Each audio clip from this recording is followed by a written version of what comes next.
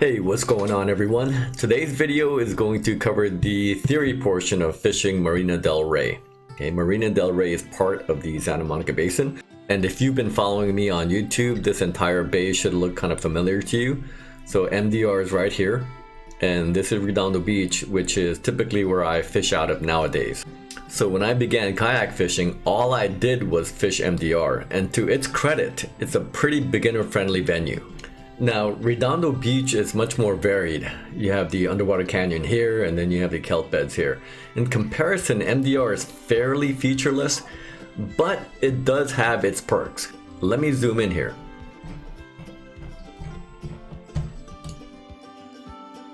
Typically, I would launch out of Mother's Beach, which is right here, and then I would paddle way out here, and almost exclusively work the outer half of the jetty wall.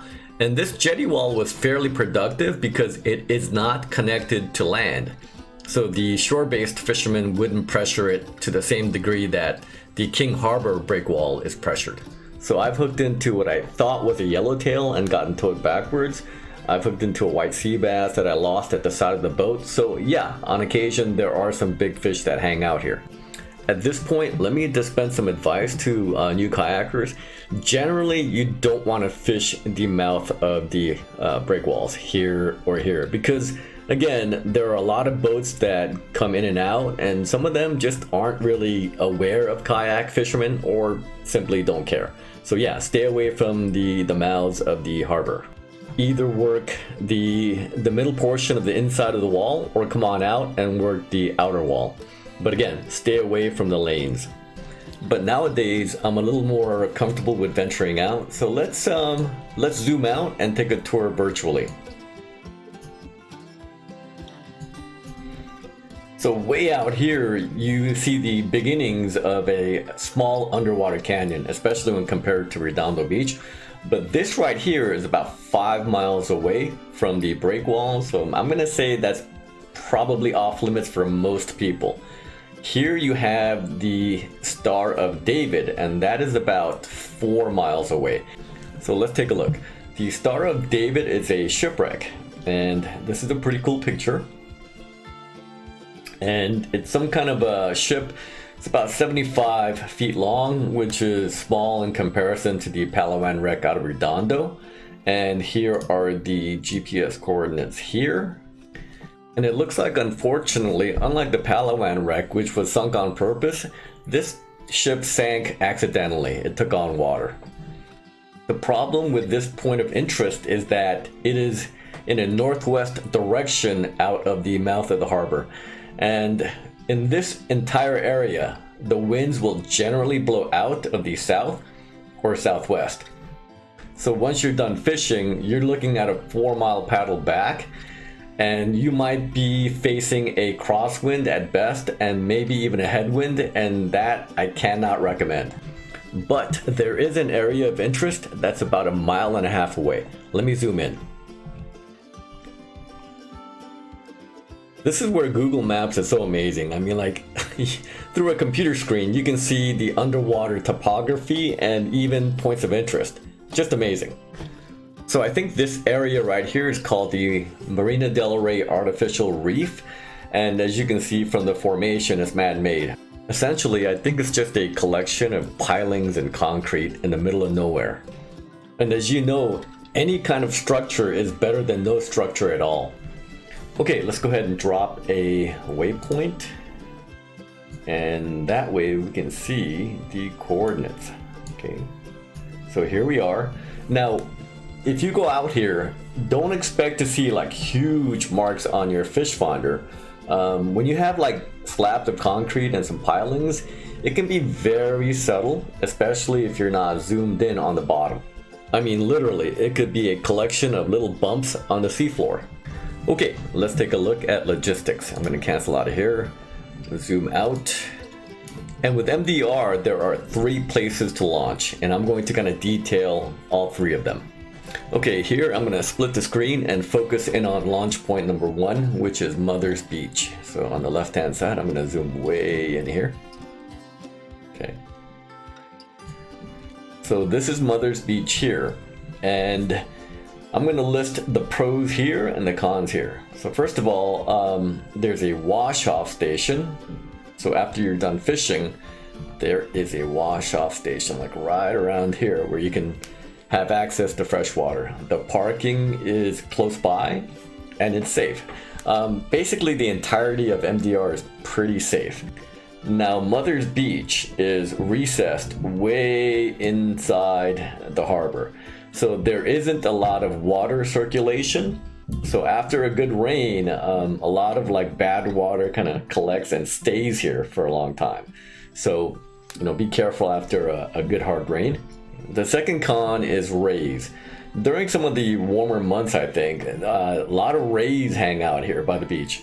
I mean, they could be stingrays. So if you're going to launch from Mother's Beach, as you're walking through the shallow water in the sand, make sure you shuffle your feet instead of, you know, tromping down. Parking can be kind of expensive. This parking lot here is pay by the hour. So if you're out there a long time, you could be looking at a $20 tab. Beach drag. So after you unload your kayak here, you have to drag your kayak to the water, and it could be maybe like 100 yards or so. But if you have a heavy kayak and if you don't have the balloon wheels, it can be kind of a drag, figuratively and literally. And probably the biggest con is this. Okay, I'm gonna zoom out. The paddle from Mother's Beach to the break wall, I think I measured it once at like, it was at least a mile, and it could be a mile and a half. So you have to paddle or pedal a mile and a half just to get to the productive fishing areas. And that's a big con. I mean, you're looking at 3 miles total of pedaling or paddling outside of the fishing. Okay, on to the next launch point. I'm going to pan and zoom in here. Okay, so I don't know that this launch point has a specific name, but this ramp is what the, I think, Loyola rowing team uses to launch their rowboats and whatever. So the parking lot is here, and then you need to drag your kayak like over here. Now I should let you know that I haven't been here in over a year, and it looks like there may be some construction which may impede your progress. But I'm going to break down the pros and cons. Pros, it is very close, okay, to the break wall. So it's literally maybe like a few hundred yards from the break wall. The cons, okay, I'm going to zoom back in.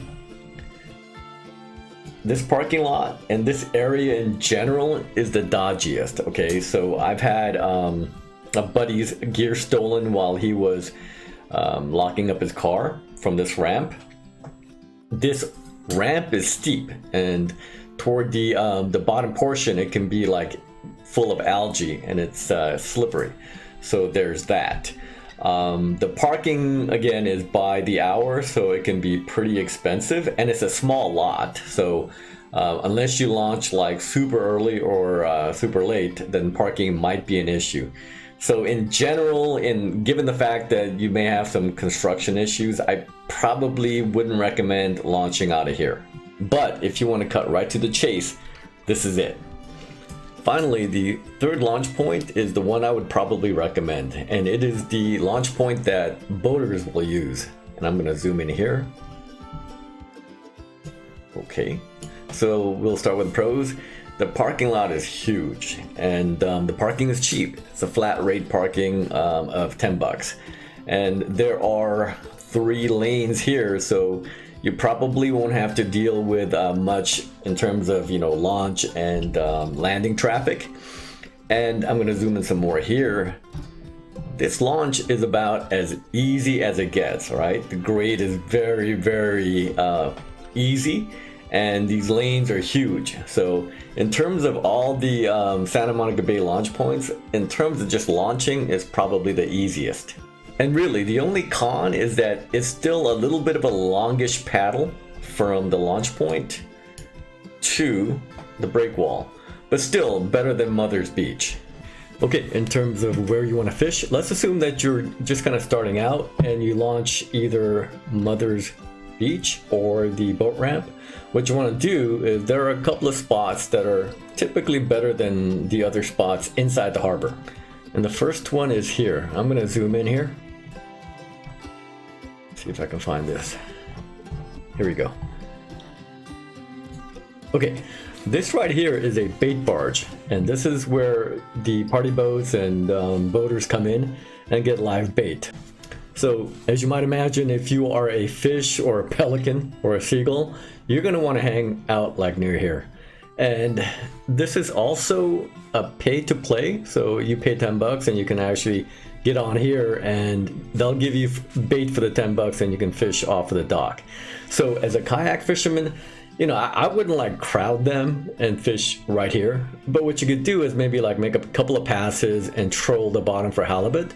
And during summer, the bonito and barracuda will hang out here as well. And the barracuda are easy to spot on your fish finder because they are an active fish laterally, and because they're kind of long, they will represent as the classic fish arch. And so if you see like a bunch of arches on your screen, those are probably barracuda. And then the other place where I consistently caught fish inside the harbor was right around here. And you can look for it where the channel kind of bends into an elbow. And right around here, this is the UCLA boat team launch, or whatever you want to call it. And I don't know why, but this section right here seemed to always hold fish. And I think what it is there's some kind of an underwater cable or something that goes across. And so that leads to a very, very subtle, like 2-3 foot drop. And really, when there's no other structure around for these free moving fish, they're going to gravitate toward, you know, subtle changes in elevation. So right around here is typically where I caught bonito and barracuda. And if you want to go for spotted bass, you can always like go down any of these like corridors and throw a little swim baits for spotties. And then of course you can always work the middle section of this break wall here. Again, if you're new, stay away from these lanes because this is, you know, where the boaters come in and out, so be careful. Okay, so you can go to tidesforfishing.com and then just scroll down to